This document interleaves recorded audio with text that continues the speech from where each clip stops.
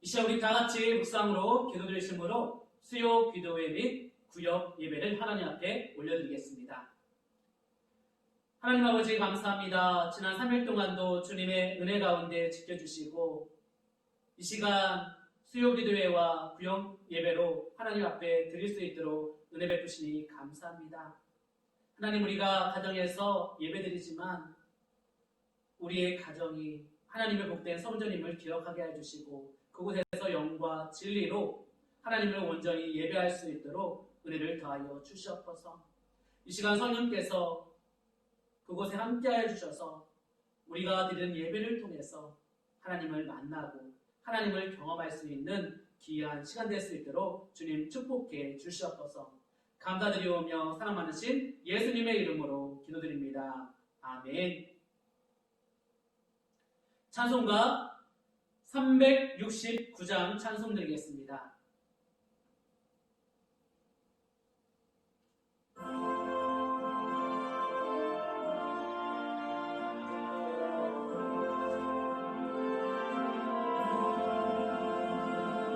죄진 맡은 이 구주 어찌 좋은 친구인지 걱정 근심 무거운지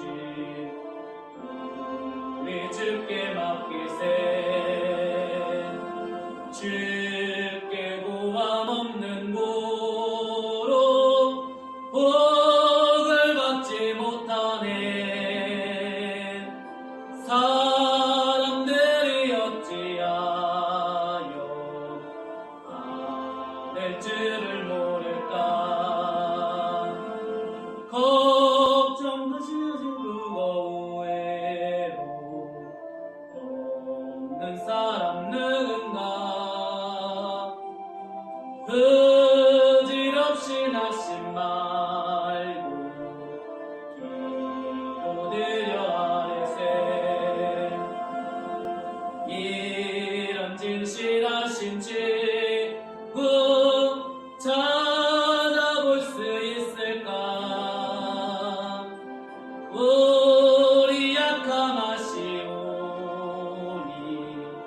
어찌 아니하릴까. 근심 걱정 무거운지 아니 진자 누군가. 피난처는 우리 예수 주께 기도드리세.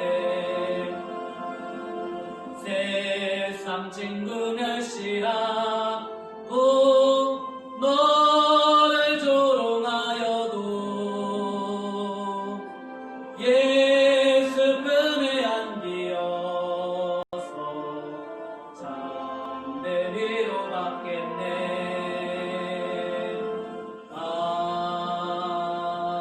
아멘.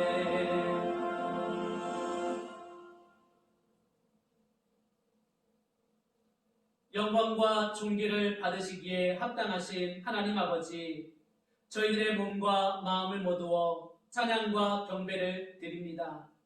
지난 3일간도 주님의 장중에 붙들어 주시고 아무런 연고 없이 살게 하시다가 이렇게 수요 기도회와 구역 예배로 모이게 하심을 감사드립니다. 오늘도 저희들에게 주님의 귀한 사랑을 내려주시어 저희 심령을 기쁨으로 충만케 하옵소서. 주님, 지난 3일 동안도 저희는 주님의 값없이 주시는 사랑을 무시하고 제멋대로 살았습니다. 주님의 생명의 길을 따르지 않고 방황한 저희들의 죄를 용서해 주시옵소서. 저희 몸과 마음을 정케 하사 주님만을 따르게 하옵소서. 주께서 저희와 동행하여 주시면 저희가 어느 곳에 있든지 늘 평안한 마음을 가질 수 있으며 주님이 주시는 생수를 흡족히 마실 수 있사오니 늘 저희 곁에서 저희들을 지켜 주옵소서. 주님, 이 시간 저희가 코로나19로 인해 가정에서 비대면 예배로 드리오니 주님께서 성령으로 함께 역사하여 주옵소서. 특별히 저희 교회를 사랑하여 주셔서 늘 지켜주시니 감사드립니다. 앞으로도 저희 교회를 더욱더 사랑하사 세상을 구원하는 일에 앞장서는 거룩한 교회 될 수 있도록 주님 붙들어 주시옵소서. 우리 교회가 세상의 어두운 곳을 비칠 때마다 빛의 역사가 일어나게 하시고, 저희 교회가 불신으로 가득한 이 지역에 사랑의 손길을 펼칠 때마다 놀라운 사랑의 역사를 이루게 하옵소서. 주님, 이 시간 각 가정에 주께서 성령으로 함께 역사하여 주옵소서. 저희 교회가 세상의 어두운 곳에 비칠 때마다 빛의 역사가 일어나게 하시고, 저희 교회가 불신으로 가득한 이 지역에 사랑의 손길을 펼칠 때마다 하나님의 놀라운 은혜가 있게 하여 주옵소서. 이 시간 드리는 예배가 신령과 진정으로 드리는 거룩한 예배가 되게 하시고, 저희의 몸과 마음과 성품을 다하여 드리는 예배가 되게 하여 주옵소서. 예배를 집례하시는 주의 종에게 주님의 크신 은혜를 내려주시며 신령한 말씀으로 충만케 역사하여 주시고, 이 시간 머리 숙인 온 신령들에게 풍성한 은혜를 내려주옵소서. 우리를 구원해 주신 예수 그리스도의 이름으로 기도드립니다. 아멘. 오늘 우리에게 주시는 하나님의 말씀은 히브리서 4장 14절에서 5장 10절까지 말씀입니다. 제가 말씀 봉독하도록 하겠습니다. 그러므로 우리에게 큰 대제사장이 계시니 승천하시니 곧 하나님의 아들 예수시라. 우리가 믿는 도리를 굳게 잡을지어다. 우리에게 있는 대제사장은 우리의 연약함을 동정하지 못하실 리가 아니요 모든 일에 우리와 똑같이 시험을 받으신 이로되 죄는 없으시니라. 그러므로 우리는 긍휼하심을 받고 때를 따라 돕는 은혜를 얻기 위하여 은혜의 보좌 앞에 담대히 나아갈 것이니라. 대제사장마다 사람 가운데서 택한 자이므로 하나님께 속한 일에 사람을 위하여 예물과 속죄하는 제사를 드리게 하나니, 그가 무식하고 미혹된 자를 능히 용납할 수 있는 것은 자기도 연약에 휩싸여 있습니다. 그러므로 백성을 위하여 속죄제를 드림과 같이 또한 자신을 위하여도 드리는 것이 마땅하니라. 이 존귀는 아무도 스스로 취하지 못하고 오직 아론과 같이 하나님의 부르심을 받은 자라야 할 것입니다. 또한 이와 같이 그리스도께서 대제사장 되심도 스스로 영광을 취하심이 아니요 오직 말씀하시니가 그에게 이르시되 너는 내 아들이니 내가 오늘 너를 낳았다 하셨고, 또한 이와 같이 같은 데서 말씀하시되 내가 영원히 멜기세덱의 반차를 따르는 제사장이라 하셨으니, 그는 육체에 계실 때에 자기를 죽음에서 능히 구원하실 이에게 심한 통곡과 눈물로 간구하여 와 소원을 올렸고 그의 경건하심으로 말미암아 들으심을 얻었느니라. 그가 아들이시면서도 받으신 고난으로 순종함에 배워서 온전하게 되셨은즉 자기에게 순종하는 모든 자에게 영원한 구원의 근원이 되시고 하나님께 멜기세덱의 반차를 따른 대제사장이라 칭하심을 받으셨느니라. 아멘. 할렐루야. 여러분 행복하십시오. 여러분 성령 충만하십시오. 오늘 수요 기도회입니다. 오늘 또 각 가정에서 또 예배드리는 우리 귀한 성도님들 가정에 하나님의 사랑과 넘치는 축복이 함께 하시기를 축원해 드립니다. 우리 가족들과 함께 인사 나누겠는데요. 하나님은 당신을 사랑하십니다 하고 축복하며 인사하겠습니다. 하나님은 당신을 사랑하십니다. 오늘 우리가 읽은 히브리서는요, 예수 그리스도가 누구인가에 대해 집중적으로 말씀하고 있습니다. 환난과 박해 속에서 신앙을 잃어버릴 위기에 처한 초대교회 성도들에게 예수 그리스도가 누구이신지를 아는 것은 매우 중요한 일이기 때문입니다. 예수 그리스도에 대한 신앙 고백이 곧 그들을 신앙적 박해 가운데서 채워주는 힘이 되었기 때문이죠. 히브리서 4장 14절부터 9장까지는 대제사장으로서의 예수님을 그려주고 있습니다. 예수님은 대제사장으로 오셨습니다. 대제사장은 우리의 연약함을 동정하시는 분이라고 말씀하고 있습니다. 본문은 예수님을 우리의 큰 대제사장이라고 말씀합니다. 제사장은 인간을 하나님께 인도하는 사람입니다. 하나님과 또 인간 사이에 다리를 놓는 중재자 혹은 중보자라고 할 수 있습니다. 하나님께서는 죄에 빠진 인간을 구원하시기 위해 동물을 대신 죽게 함으로써 인간에게 구원의 길을 열어놓으셨습니다. 그런데 문제가 있습니다. 우리의 죄가 정말로 그렇게 죽을 만큼 심각한가 하는 것입니다. 교회에서 세례 교육을 할 때 저는 꼭 이 문제를 점검합니다. 제가 세례를 준비하는 분들에게 이렇게 질문합니다. 성도님은 예수님께서 정말로 성도님의 죄를 위해 죽으셨다고 믿습니까? 믿는다고 대답하면 다시 이렇게 묻습니다. 과연 성도님이 지은 죄가 죽어야 할 만큼 그만큼 큰 죄입니까? 그러면 조금 고민합니다. 죽어야 할 만큼 큰 죄를 지었다고 하면 도대체 무슨 죄를 지었길래 그렇게 죽어야 할 만큼 큰 죄를 지었습니까? 라고 묻습니다. 그러면 중고등학생들은 거짓말을 했다든지 혹은 나쁜 마음을 품었다는 식의 대답을 합니다. 사실 우리는 자신이 그렇게 꼭 죽을 만큼 큰 죄를 지었다고 생각하지 않고 살아갑니다.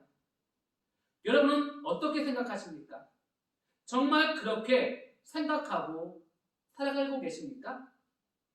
그렇게 생각하시는 분들은 그렇게 목소리를 높이고 자기 주장이 그렇게 강하며 좀 더 손해보지 않으려고 다툼과 자기 의에 사로잡혀 사는 것입니까? 우리는 여전히 예수님께서 나를 위해 십자가에 죽으셨다고 고백합니다. 그러나 아무리 생각해봐도 이것은 앞뒤가 안 맞는 신앙 고백입니다. 오늘날 교회에서 신앙생활하는 우리들은 이와 같은 신앙적 이중성에 대한 고민을 더 이상 하지 않고 살아갑니다. 기독교인들의 삶은 아주 기본적인 고백에서부터 시작되는 것입니다. 열심히 착하게 살아가려고 한다고 해서 삶이 변하는 것은 아닙니다. 삶의 변화는 복음이 아니면 안 되는 것입니다. 자신에 대한 복음적 이해가 없다면 성도의 삶은 전혀 변화되지 않습니다. 내가 죽을 정도로 큰 죄를 짓지도 않았는데 예수 그리스도께서 나를 위해 죽으셨다고 말한다면 죄송한 말씀이지만 예수님의 죽음은 개죽음이나 마찬가지 아니겠습니까? 죽을 죄도 아닌 것을 위해 예수님이 죽으셨다면 예수님은 뭐가 되는 것이겠습니까? 자기 안에 있는 죄가 보이십니까? 예수를 믿은 후에도 여전히 나를 지배하고 엄청난 힘으로 나를 끊임없이 끌어내리려는 죄의 본성이 보이십니까? 바울은 로마서 7장 24절에서 이렇게 말합니다. 나는 곤고한 사람이로다. 이 사방의 몸에서 누가 나를 건져내랴. 죄로 인해 탄식하며 울부짖는 소리가 들리십니까? 예수님께서 우리를 위해 제물이 되어주셨습니다. 우리의 죄를 대신해서 우리가 죽어야 할 그 자리에서 그분이 대신해서 죽으셨습니다.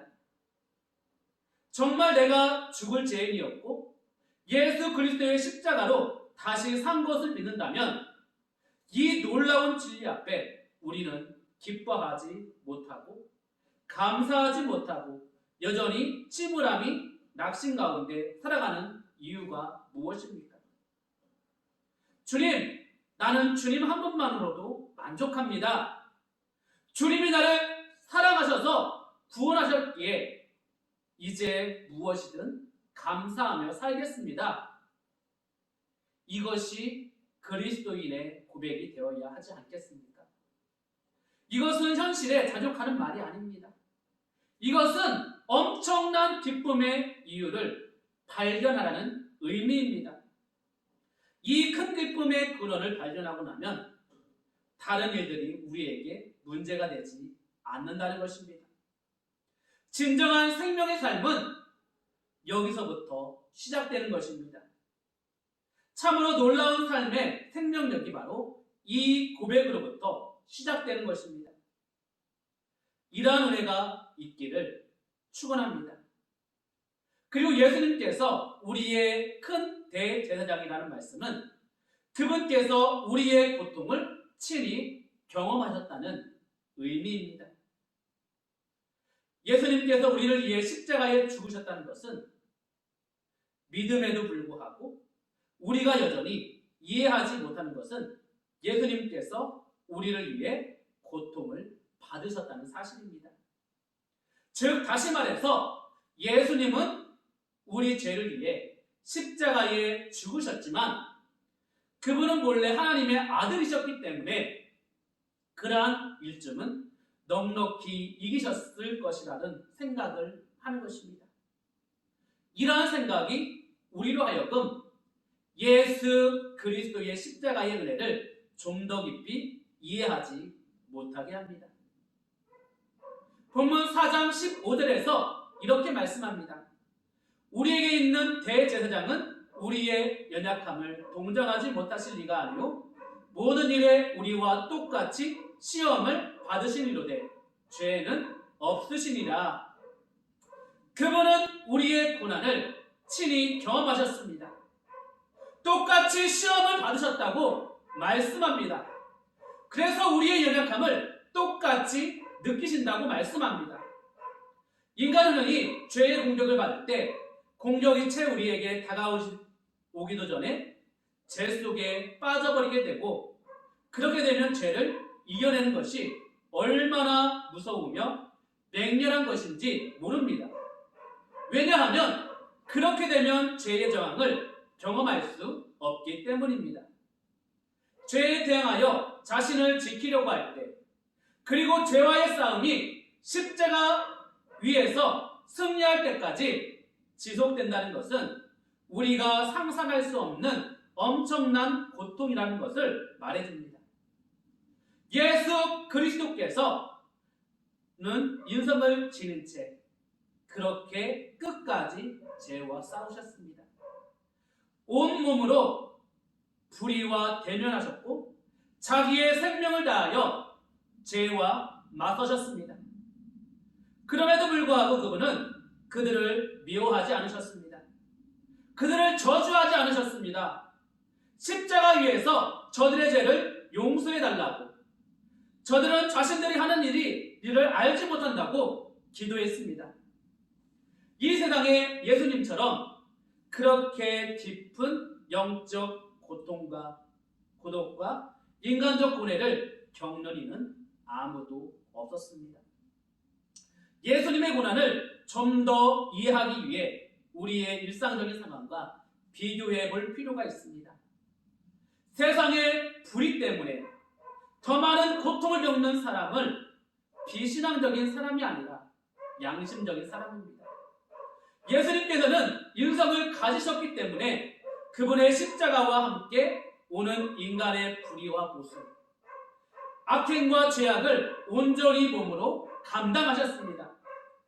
마지막 십자가 위에서 당신의 마지막 호흡이 끊어질 때까지 감당하신 그 주님의 은혜를 오늘날 우리는 너무나도 쉽게 간과해버렸습니다. 주님은 그렇게 고난을 받으심으로 우리의 연약함을 동정하셨습니다. 그리고 함께 느끼셨습니다. 우리가 아주 많이 아프고 힘든 고난 중에 기도를 드립니다. 그런데 그 기도에 침묵하시는 하나님을 경험할 때 우리는 많이 힘들지 않습니다. 그런데 때로는 신앙적 회의를 갖기도 합니다. 하나님을 향한 불신의 마음을 갖는 것은 아니지만 섭섭하고 안타깝고 힘들어하기도 합니다. 그런데 참 신기한 것은요, 그러한 고통이 지속되고 더 커지면 커질수록 우리는 그 안에서 예수님의 고통을 보게 되는 것입니다. 예수님께서 얼마나 큰 고난과 고통을 당하셨는지를 새삼 깨닫게 되는 것입니다. 예수님의 고통이 아무것도 아니라고 생각한 것은 아니지만 사실 그분은 하나님의 아들이시니 넉넉히 이기셨을 것이라고 생각했던 고난을 다시 보게 됩니다. 내가 고난을 당하면서 그분의 고난을 새롭게 보는 것입니다. 본문 후반부인 5절 이하에 나오는 예수님의 모습은 우리의 믿음에 대해 새로운 조명을 해주고 있습니다. 5절과 6절 말씀은 예수님께서 어떻게 대제사장이 되셨는지를 말씀하고 있습니다. 5절 말씀에서는 시편 2편 7절을 인용한 말씀으로써 예수님은 하나님의 아들이시며 하나님께서 낳으셨다고 말씀합니다. 6절에서는 시편 110편 4절 말씀을 인용한 말씀입니다. 예수 그리스도는 영원한 멜기세덱의 반차를 따르는 제사장이라고 말씀합니다. 멜기세덱의 반차를 따라 제사장이 되었다는 말은 아론의 반차를 따라 제사장이 된 것이 아니라는, 즉 예수님께서 스스로 제사장이 되신 것이 아니라는 점을 강조하고 있습니다. 즉 예수 그리스도께서는 철저하게 성부 하나님의 부르심에 의해서 제사장이 되셨음을 강조하고 있습니다. 여기에 예수 그리스도께서 성부 하나님의 부르심에 대해 철저히 순종하고 있음을 보여줍니다. 그것은 성자 예수님께서 인간의 몸을 입고 이 땅에 오시는 것부터 그러한 철저한 순종으로 인간 구원의 역사를 이루시고 계신 것입니다. 그리고 그러한 예수님의 순종은 하나님의 자녀인 성도가 하나님 앞에 어떻게 순종해야 하는지를 보여주는 것입니다. 8절과 9절 말씀 앞부분을 보십시오. 그가 아들이면서도 받으신 고난으로 순종함을 배워서 온전하게 되셨은즉. 이 말씀은 오늘 우리에게 주시는 결정적인 말씀입니다. 우리가 연약한 중에 그리고 고난 중에 어떻게 하나님께 응답해야 하는지를 보여주는 말씀입니다. 예수님은 아들이시면서도 고난을 받음으로 순종함을 배웠고 그 순종을 통해서 온전하게 되었다고 말씀합니다. 여기에 이해하기 어려운 점이 여러 개 보입니다. 예수님은 순종을 하신 것이 아니라 고난 중에 순종을 배우셨다고 말씀합니다. 즉 예수님께서도 순종이 자동적으로 된 것이 아니라는 것입니다. 본래부터 자동적으로 순종하도록 되어 있는 분이 아니라는 것입니다.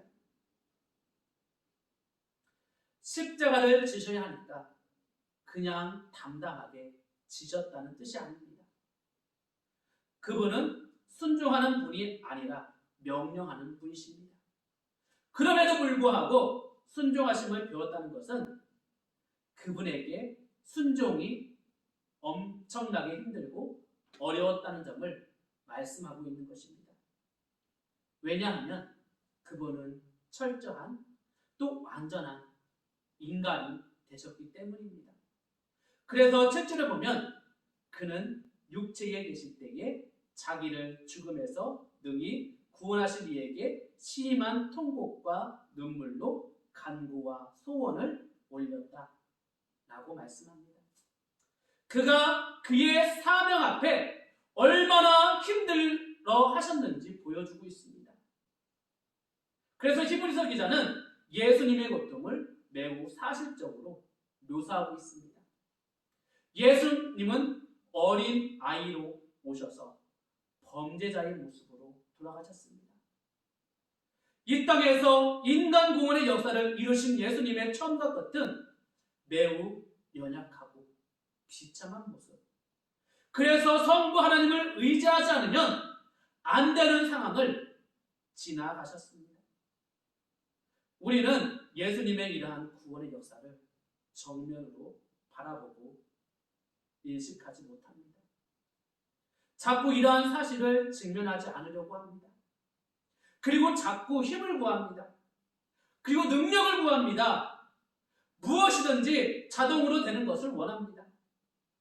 그래서 예수님도 아기로 오셨지만 어마어마한 힘으로 오셨다고 생각하는 것입니다. 그러나 주님께서도 자동으로 일을 이루시지 않으셨습니다. 말씀의 요지는 이것입니다. 구약시대의 대제사장들도 연약한 인간들 중에 택함을 입게 되었고 그 연약함 때문에 일반 백성들의 중보자 역할을 감당하여 백성들을 위한 제물을 드릴 수 있었다는 것입니다. 하지만 그들은 그들 자신이 연약한 존재이기 때문에 그들 자신을 위해서도 속죄의 제물을 드려야 했습니다. 그만큼 연약했다는 것입니다. 대제사장의 연약함을 이러한 양면을 지니고 있습니다. 한편으로는 그 연약함이 중보를 가능하게 했고 또 한편으로는 그 연약함 때문에 늘 넘어질 수 있다는 점입니다. 그럼에도 불구하고 제사장직이 존귀한 것은 하나님의 부르심을 따라 세워진 것이기 때문입니다. 제사장의 인격이 귀한 것이 아니라 그를 부르신 하나님의 뜻이 귀한 것입니다. 예수님은 하나님이시면서 또한 제사장으로서의 그러한 면에서 본을 보여주셨습니다. 즉 연약한 인간의 모습으로 오셔서 실제적으로 연약한 인간의 짐을 감당하셨고 인간이 감당해야 할 모든 고난들을 겪으셨던 것입니다. 예수님은 그러한 연약함 중에서 성부 하나님께 순종하셨습니다. 여기에 연약함과 고난, 이 두 가지 개념이 순종으로 이어졌던 것입니다. 순종은 온전함으로 그리고 인간을 위한 구원의 완성으로 이어집니다. 여기에 우리는 순종의 개념, 구약의 구원의 방법, 결과 등에 대해 이해할 수 있는 것입니다. 순종은 연약할 때 할 수 있습니다. 순종은 억센 힘으로 어떤 일을 이루는 것이 아닙니다. 순종은 자기 확신으로 행하는 행위가 아닙니다. 순종은 자기 의지와 결과가 아닙니다. 순종은 자기 연약함으로 인해 하나님을 신뢰하고 의지하면서 그분을 바라보는 행위입니다. 순종은 아직 여전히 부족한 존재인 인간이 자기 방법으로는 살 길이 없어서 절대적으로 또 철저하게 하나님을 의지하는 것입니다. 예수님께서도 하나님이심에도 불구하고 성육신하셔서 인간으로 오셔서 철저한 연약함을 경험하셨고 그 안에서 하나님께 순종했으며 그 순종의 본을 우리에게 보여주셨습니다. 물론 결과적으로 그러한 순종은 하나님의 은혜와 능력을 끌어내려서 우리의 삶 가운데 체험하는 통로가 되었던 것입니다. 예수 그리스도는 결국 죽음의 세력을 이기시고 승리하셨습니다. 그것은 이미 하나님의 약속된 언약임을 기억하시기를 바랍니다.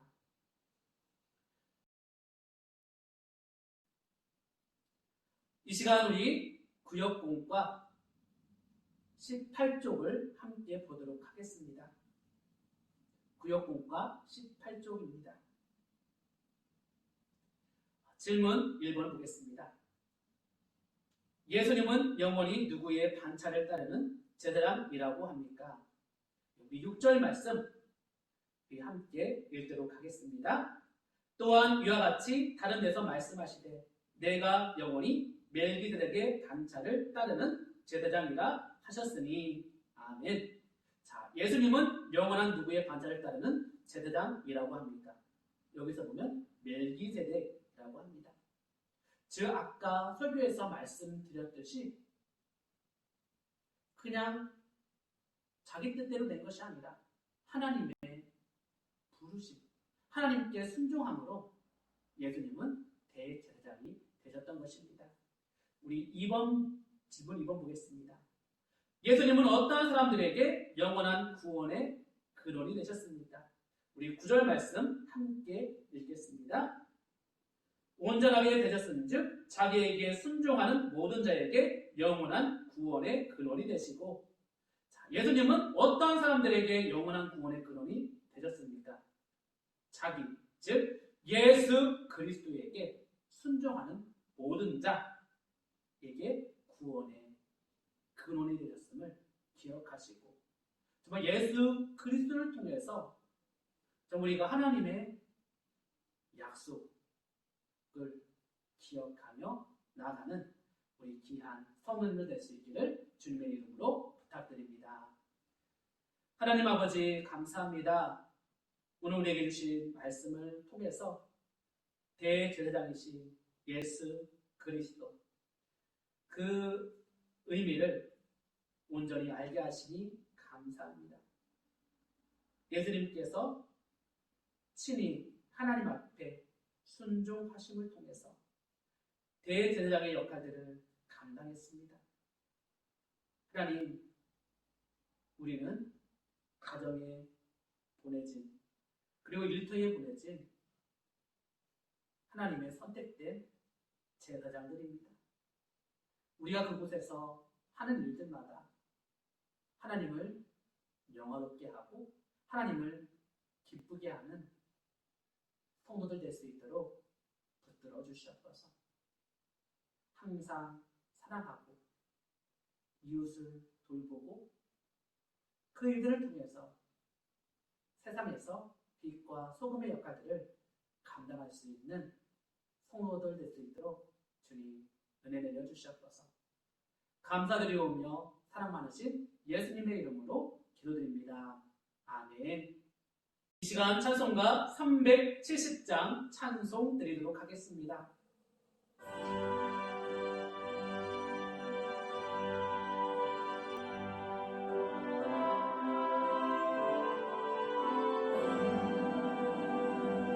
주 안에 있는 나에게 딴 근심이 있으랴. 십자가 밑에 나가 내 짐을 끌어내 주님을 찬송하면서 할렐루야 할렐루야. 내 앞길 멀고 험해도 나 주님만 따라가리. 그들여 음이 변하여 내 기도 되었고 전날의 한숨 변하여 내 노래 되었네. 주님을 찬송하면서 할렐루야 할렐루야. 내 앞길 멀고 험해도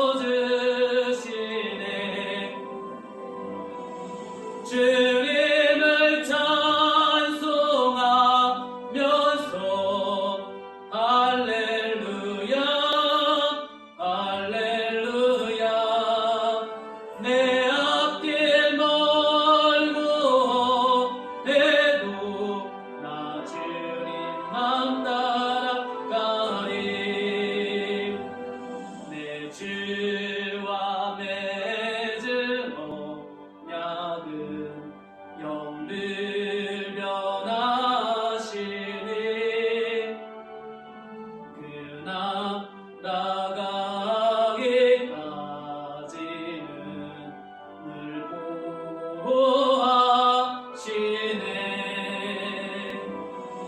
주님을 찬송하면서 할렐루야 할렐루야 내 앞길 멀고 험해도 나 주님만 따라가리.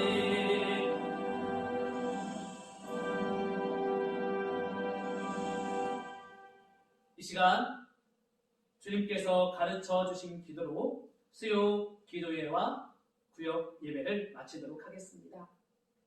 하늘에 계신 우리 아버지의 이름을 거룩하게 하시며 아버지의 나라가 오게 하시며 아버지의 뜻이 하늘에서와 같이 땅에서도 이루어지게 하소서.